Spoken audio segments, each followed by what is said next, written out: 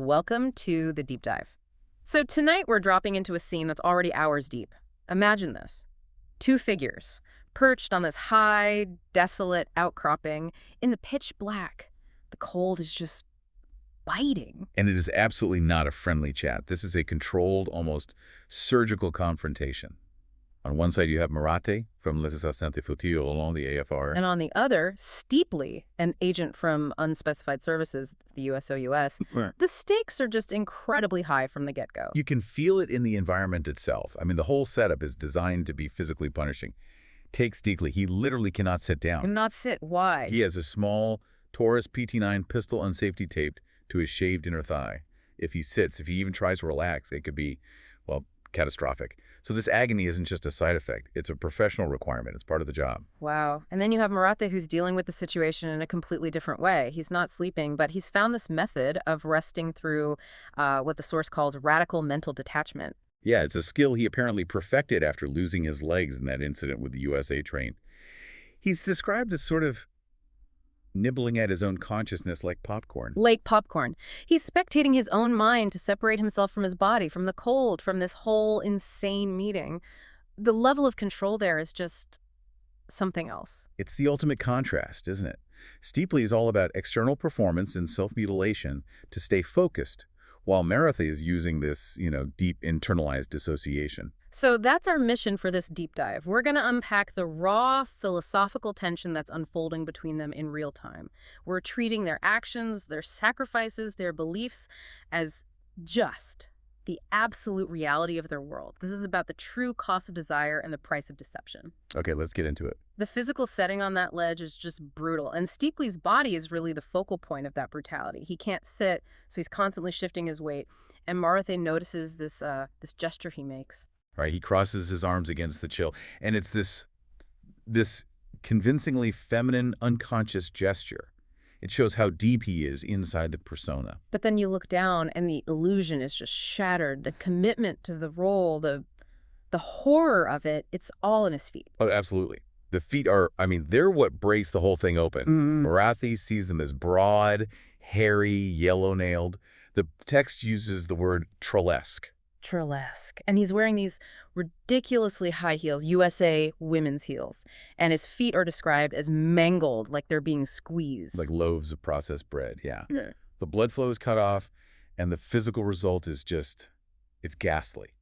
His smallest toes are already turning black. They're literally preparing to die and fall off. So this isn't just discomfort. This is active, systemic self-destruction, all for the sake of the assignment. And you get that little detail about the leather creaking every time he shifts his weight. It's this constant audible reminder of the agonizing pressure. He's completely trapped in this theater of pain. The gun won't let him sit. The shoes won't let him stand still. And what's so interesting is that neither of them talks about the logistics. How did Marathe even get up there? Steeply thinks it's impossible short of a helicopter, but he doesn't ask. No, it's like a silent agreement. The physics of how they arrived is secondary to the theater of the confrontation itself. And Marathe is playing his own game, too. He's got his large arms hidden under a windbreaker, and his Sterling machine pistol is tucked away under a blanket, out of sight. So when Steeply looks over, Marathe just looks calm, almost like a purring cat with his eyes half closed. It's a performance of stillness. A defense? It has to be. We're told there's this rumor about the AFR, about Les Assassins de Fauteuil. Their Achilles heel is supposedly a tendency to show off, to make a big deal of denying their physical limitations. So Marathe's stillness, this whole purring cat routine, it's a deliberate counter-performance. He's refusing to give Steeply the satisfaction of confirming that stereotype. He's controlling everything. He's controlling his body, his mind, every input and output with this incredible discipline. Okay, let's dig into Steeply's side of it, because this whole performance is really at the core of the BSS methodology, right? This idea of designing field personae for maximum psychological impact. Right. Men as women, the healthy posing as deformed. Yeah. Even cases of actual realistic deformity being assigned. But the question is why? Why all the humiliation? And this is where Marathe has this crucial insight into who Hugh Steeply really is. He realizes Steeply isn't just enduring this, he needs it. He needs the mortification. It's not just a tactic to fool an enemy. It's like a psychological fuel. Marathe figures out that the more grotesque, the more humiliating, the more unconvincing the persona The is. more his deep parts felt nourished and actualized, which is Mhm. just so counterintuitive. We think of agents as operating on, self-interest, but Steepley is maximizing self-pain to get the job done. He's weaponizing it. Mhm. This self-subsumption, as you said, being a huge woman, a palsied twit, it's what drives him. It speaks to a level of ideological commitment that's, well, it's terrifying. And we have that anecdote about him infiltrating the cult in Seattle. Oh, yeah. He spent nearly a year in magenta robes, sleeping 3 hours a night, let them shave his head and pull his teeth. Yeah. All while shaking a tambourine in airports. This isn't just a job for him. It's a complete purging of the self. You have to destroy your own dignity, your own comfort, to serve the greater purpose. Exactly.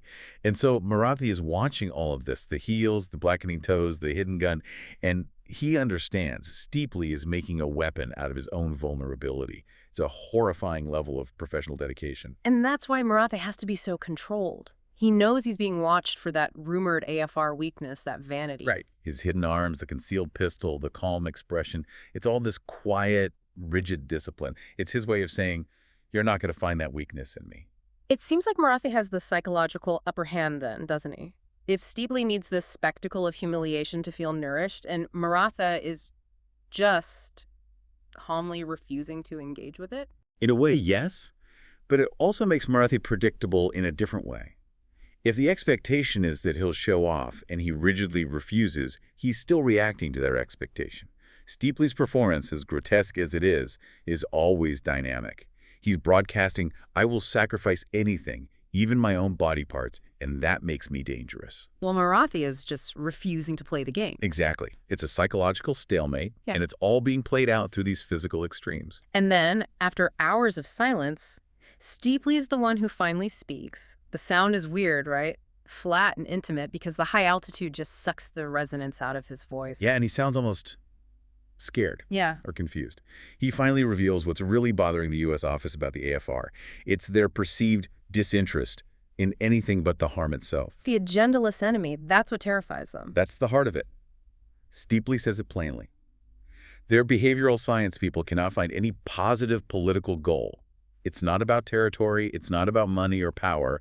Their only goal seems to be, and this is a quote, getting the entertainment out there to hurt us. This is where the conversation gets really philosophical. Steepley starts comparing the AFR to every other enemy they've ever dealt with. Right, the FLQ, the Montcalmists, ragheads, the bomb tossers from the 60s. He says all those groups, as violent as they were, had aims. They had real desires. Their aggression was clothed in agenda. And that agenda is crucial. Marathon picks up on this immediately. He basically says the U.S. can only understand a fight when the enemy has desires for self, which you could understand. If they want something you can define, land, oil, whatever, it creates a framework, a field of play. A compass for maneuvers, yeah. Yeah. It establishes rules. If the enemy is acting out of rational self-interest, then the conflict is basically just business. You can calculate the risks. But violence for its own sake, violence without a clear goal. That's what gives them the fantods. That's what makes their hair stand on end. Precisely. Steepley admits it feels personal. He compares it to a serial killer, someone who wants you gone just for the deviant sake of wanting you down.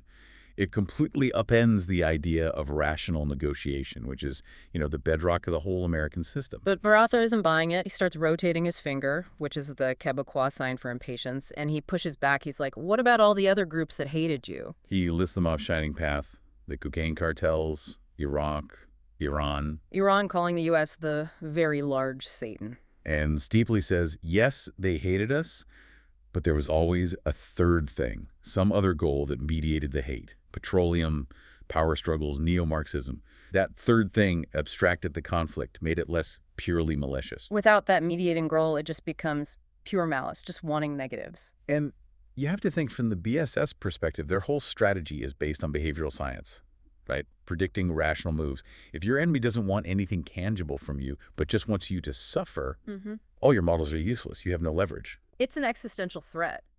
Steepley is basically arguing that a sane person has to have some desire for themselves. So by defining the AFR as agendaless, he's defining them as insane. And that justifies any extreme measure you take to fight them.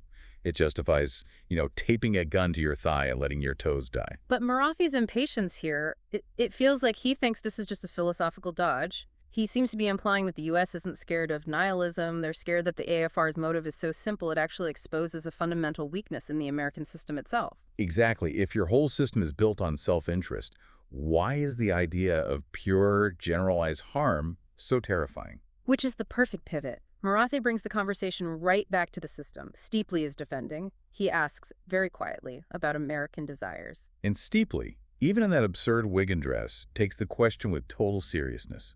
He starts listing what he calls the corny but standard American dreams. And what a list it is. It's this incredible mashup of the profound and the mundane. It starts with, freedom from tyranny, want, censorship. The big ones. But then it immediately shifts to tangible comforts. Relative plenty, meaningful work, adequate leisure time. And then it gets even more specific, almost painfully so. Good digestion, reliable waste removal, sunsets over the Pacific. Frozen yogurt, lemonade on a squeak-free porch swing. The fact that reliable waste removal is on the same level as freedom from tyranny says so much about the culture.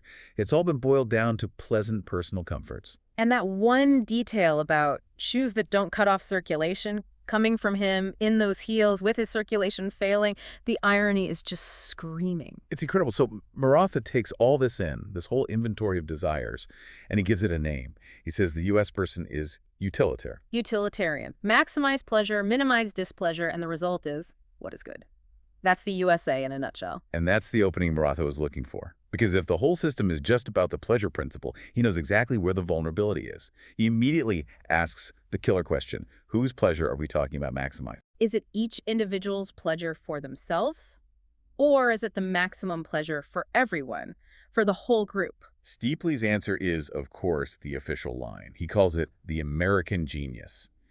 The idea that if every American just pursues their own maximum good, it will all magically add up to the maximum good for everybody. It's an article of faith.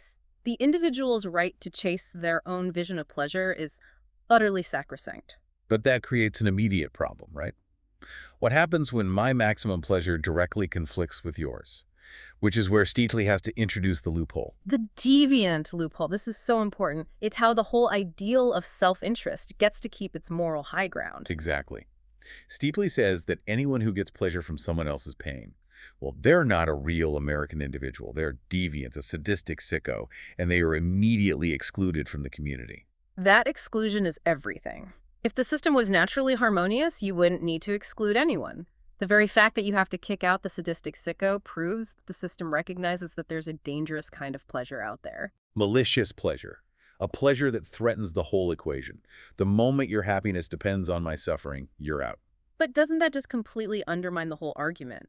If the pursuit of pleasure has a natural pathway to sadism, then the system isn't inherently good. It needs constant policing. It absolutely does. It implies that to be a good American, you can't just chase pleasure.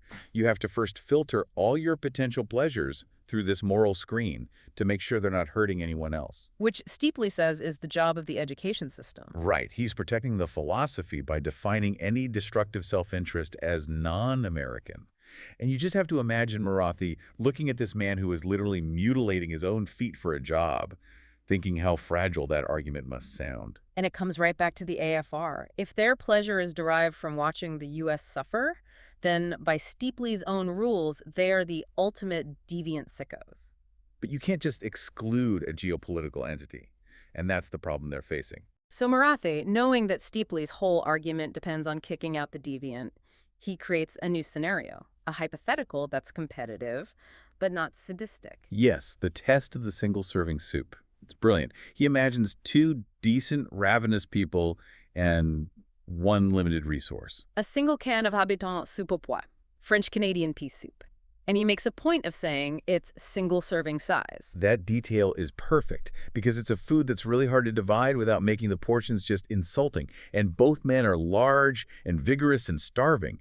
My pleasure from eating the whole soup comes at the direct expense of your pleasure. There's no sadism, just pure competitive desire. And Steeply's first instinct is to bureaucratize the problem. He's like, well, we could bid for it or negotiate, or I could just go to the Safeway for another can. He's trying to find an external solution. And Marathe just shuts every single one of those evasions down. He's like, no, dividing it will torment this craving I have. Money is irrelevant in this moment. He's isolating the pure internal conflict. And there's that detail about the fast shadow of pain on Steepley's face when the single serving size is mentioned. It feels like it hits a nerve. It feels very real, yeah. Maybe hinting at the life of a divorced man. Marathi then ups the stakes again. He says a third person, now conveniently dead, was holding the soup. No ownership, no laws, just two hungry men and one can of soup. He presses him. I'm asking, how is community and your respect part of my happiness in this moment with the soup if I am a USA person? And that's the heart of it. If my maximum pleasure right now is to eat this whole can of soup and maybe bonk you on the head to get it, how does a self-interested person justify choosing the distant road of long-term? How do you choose abstract community respect over immediate, concrete pleasure? Steepley's answer is enlightened self-interest. This is the mature American choice. It's what separates the adults from the children. He uses the kid with the candy as the example. The kid who eats it all now, even knowing it will rot his teeth and make him sick later. That kid is the failure of the system. The mature adult learns to balance the short term and the long term. But that puts the entire burden of morality on the individual, on their foresight and education. Steepley even admits the system can't force you to be moral. It can only teach how to be free. It can only teach you how to make knowledgeable choices about pleasure and delay. And Marathi, with this tired, desolate smile, knows he's won the point. Steepley has admitted the system is only as strong as its weakest individual's ability to choose the hard, long-term path. He basically says the failures, the greed, the crime, the murder, that's just the price of the free pursuit. And that is the exact systemic weakness that the AFR is built to exploit. If the whole system depends on the individual being able to delay gratification, what happens when you offer a form of gratification that's so absolute, so overwhelming that it makes enlightenment impossible? The soup is just a simple test case for a fatal flaw. This philosophical debate about short-term desire versus long-term good, it's immediately followed by these devastating real-world examples of people who completely failed that test. Which brings us to Eric Clipperton. Clipperton, the junior tennis player. His story is just this tragic paradox of the self-interested mind. He gets to the top, wins 6 major junior championships, but not through talent. He does it by intimidating his opponents with a Glock. So he was holding his own success hostage. The system wouldn't rank him officially, so he was this unofficial legend, but invisible on paper. Until ONATA and subsidized time are established. And the systems analyst in Mexico, just looking at raw data, doesn't know about the gun. He just sees the wins and legitimizes them. Suddenly, Clipperton is ranked #1. He gets the thing he craves so terribly. And the success, not the failure, is what destroys him. It's this unprepared goal attainment trauma. Everyone at the academy, ETA, thinks he'll finally retire, He got what he wanted. But instead, he shows up at the gate in a terrible psychic strait. The validation just, it annihilated his entire identity. He didn't know who he was without the struggle. And that scene in the dorm room is it's horrific. Gio and Condenza lets him in, and his tiny son Mario is filming everything just for legal protection. And Clipperton pulls out these 3 things: the ranking report, an old wedding photo, and the Glock. He puts the gun to his head and just ends it. Eradicates his map, as the source says. The aftermath is just unbelievable. The Incandenzas are sick, covered in red mist, and little Mario spends the entire night cleaning the room, this slow, methodical, bradykinetic effort, with 2 bottles of Ajax. It's like a ritual, trying to scrub away this psychological horror. And now that room is a mandatory meditation space, a monument to what happens when you get a goal you were completely unprepared to live with. And it wasn't a one-off thing either. We get that footnote about the kid from Fresno. Oh, the Fresno tragedy. It's even more ghastly. An unranked kid wins this big tournament, and that night, he celebrates by drinking Nestlé's Quick, laced with his father's cyanide. Sodium cyanide, yeah, that his architect dad used for drafting ink. He dies, blue-faced, but it doesn't stop there. No, it's a chain reaction of tragedy. The father runs in to give him mouth-to-mouth, ingests the poison, and dies. Then the mother, wearing a mud mask, tries to save the father, and she dies too. And then the 6 younger siblings who had just taken a CPR course, they all rush in one by one trying to save the family. And the end result is the entire family of 8 lying dead, blue and stiff. It's this total system collapse, all stemming from one kid's toxic reaction to sudden success. It just highlights the complete failure of the system to provide any kind of emotional support. ETA, where Clipperton died, supposedly has a PhD counselor, Dolores Rusk. And she's completely useless. She just does acrostics and writes these self-help manuscripts while parroting back whatever the students say to her. The system has the form of support, but none of the actual substance. Now let's go to the other side of this coin, to Don Gately. He's the guy who is fighting with everything he has to choose that long-term enlightened path that Steepley was talking about. Right. Gately's a resident at Ennet House, trying to stay sober. And to pay off his court-ordered restitution, he works as a janitor at the Shattuck Shelter for homeless males. And the Shattuck is basically the physical manifestation of all the system's failures. It's where the people who couldn't balance their interests end up. And Gately's job is a 3-hour daily descent into hell. He's mopping floors with antifungal solvents, scrubbing toilets, dealing with every kind of human waste imaginable. Projectile vomiting, sores in the showers. The smell is just described as like death no matter what the fuck you do. His survival mechanism is key here. He has to shut his head off, screen out the input with a fucking vengeance. Oh. It's another form of self-annihilation like Maratha's, but his is for the purpose of sobriety and survival. He has to do it. He has to endure the smell, endure his weird partner Stavros, who is obsessed with women's shoe catalogs. Because it's his daily moral test. He sees guys he used to run with, guys from his breaking and entering days, and they're just destroyed. They're 30, but they look 60. They're a grim ad for sobriety at any cost.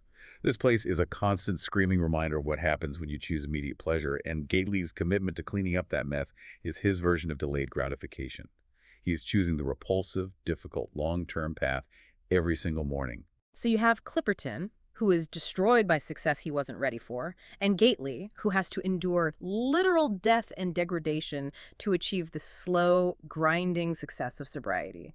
They're both paying this enormous price inside a system that preaches individual pursuit, but offers no real tools for resilience. It's the price of the free pursuit that's deeply talked about, personified. So back on that ledge, Maratha brings it all together. He links these individual tragedies right back to the AFR's main goal. He asks Steepley if the U.S. system is all about free choice. How can we hurt your whole culture just by making a movie available? The entertainment. He says, if we distribute it, the choice to watch it will be free from force, no. Yes, freely chosen. And this just corners Steepley. It forces him to confront the biggest contradiction in his entire ideology. He's defending a system where choice is sacrosanct. So logically, the choice to watch the entertainment should be protected. But he can't say that. Standing there, lit by the planet Venus so he looks like pallid cheese, he has to admit the entertainment is different. It's not like the soup or the candy. He calls the effect an insidious, enslaving process. And that's the moment the government admits its own system is a failure. They are acknowledging that this thing they fear is so powerful that it makes enlightened self-interest totally impossible. The choice to watch is free, but it leads to a state of total consumption. There's no coming back. Marathi immediately points out the hypocrisy. He asks, if you really trusted your citizens to make adult choices, why would you make this film a samizdat and forbidden in the first place? The fact that they're working so hard to stop it from getting out proves they don't trust their own people's capacity for delayed gratification. It proves the system is only sustainable if the government actively protects people from the one choice that will destroy their ability to choose. It's an authoritarian safety net for a system that claims to be about absolute freedom. And Marathi delivers the final bleak assessment.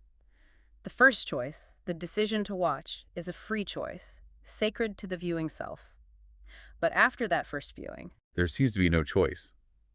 The desire it creates is so absolute, it just wipes out all other desires. It turns a free person into a slave. So the AFR's malice isn't aimless at all, it's laser-focused.